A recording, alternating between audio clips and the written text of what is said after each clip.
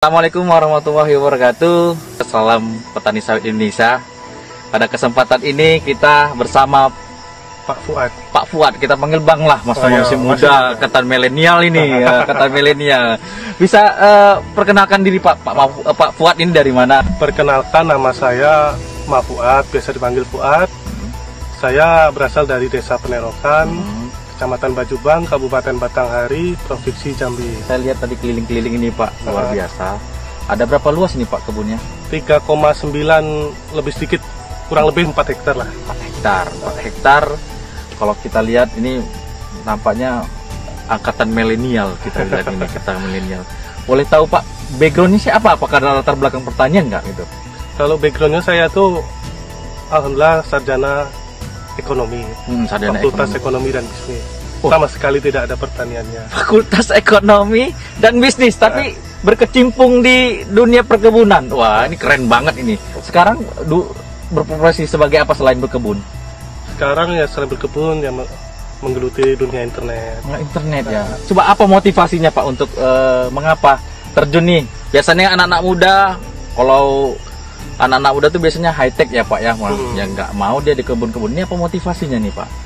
Motivasinya yang pertama tuh dari segi return saya amati ternyata bagus untuk perkebunan sawit. Bagus. Yang kedua nilai asetnya terus naik, capital gainnya bagus. Terus yang ketiga motivasi saya tuh ke perkebunan sawit. Iya. Pengen mengajak kaum milenial tuh untuk terjun ke perkebunan sawit. Karena tidak salah, tidak kalah keren juga. Jadi petani tidak kalah keren, artinya latar belakangnya manajemen bisnis ya Pak? Iya, saya tuh selalu ingin belajar hal baru sebenarnya. Belajar hal baru ya. Karena selagi kita bisa belajar tuh, bekal ilmu tuh bisa kita gunakan di mana saja gitu. Tidak harus sesuai dengan background kita untuk kita belajar selalu. Belajar selalu ya. Kita bisa ambil kesimpulan bahwa tidak kalah keren untuk berkebun sawit ya Pak ya.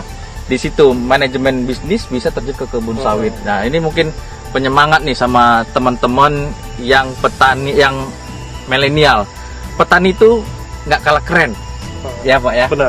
Nah, dibanding dengan mungkin sama cerita pegawai ya Pak ya, pegawai ya, ini bisa menunjukkan. Pernah pengalaman Pak dengan bibit abal-abal? Pernah. Itu coba gimana Pak? Bibit abal-abal tuh saya tanam lebih tua 1 tahun dari yang sekarang ini. Sekarang ini pakai apa sih bibitnya? Simalungun dan yang ngambi. Simalungun dan yang ngambi.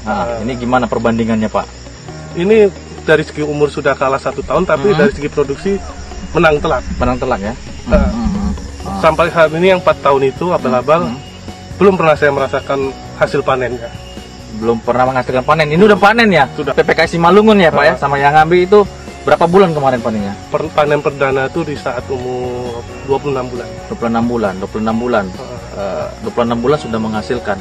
Jadi ini TBM-nya untuk petani-petani sekarang, dulu 36 bulan, sekarang lebih singkat. Ini dirasakan sama petani loh. Bisa berapa ton Pak nih hasilnya? Ini kemarin pas di umur 33 bulan, alhamdulillah 1 bulannya seluas 4 hektar kurang tuh 4,1 ton. 4, berarti lebih dari 1 ton ya, 1 ton per bulan. Kalau kita bilang udah bisa menghasilkan 12-an kurang lebih ya, 9 sampai 12 ya. Kalau boleh tahu belajar di sawit itu dari mana? Pertama dari internet, dari lingkungan. Ketika itu alhamdulillah ada Samade. Saya sangat berterima kasih dengan grup Samade itu. Banyak info yang saya dapat di sana. Grup-grup Facebook ternyata membawa dampak yang luar biasa untuk saling edukasi ya, saling berbagi informasi. Dampaknya luar biasa positif. Positif ya. Coba sampaikan pesan kepada teman-teman agar memotivasi mereka untuk berkebun sawit itu bagaimana? Kepada teman-teman yang khususnya kaum milenial, saya berpesan kalau emang punya keinginan berkebun kelapa sawit, jangan pernah ragu lagi, karena itu pilihan yang tidak salah. Karena saya sendiri sudah merasakan nikmatnya hasil perkebunan kelapa sawit. Dengan satu catatan, jangan pernah memakai bibit abal-abal, harus yang resmi. Catatannya jangan gunakan bibit abal-abal. Kalau untuk informasi silakan bergabung di grup-grup petani ya Pak. Kalau untuk perawatan kita sama-sama belajar. Sama belajar, artinya kunci pertama adalah benih yang jangan abal-abal atau benih unggul lah, gunakan benih unggul agar produktivasi optimal. Itu mungkin itu ya Pak ya? Ya, ada satu motivasi lagi. Visi saya tuh pengen mengajak kaum milenial itu bukan hanya untuk mencari kerja, kalau bisa tuh kita bersama-sama belajar untuk menciptakan lapangan kerja gitu. Oh, itu quote yang penting itu baginya. Bagaimana menciptakan lapangan kerja tanpa menunggu untuk mendapatkan pekerjaan, tetapi memang menghasilkan pekerjaan. Itu suatu hal yang sangat menjadi semangat bagi para milenial ini ya Pak ya.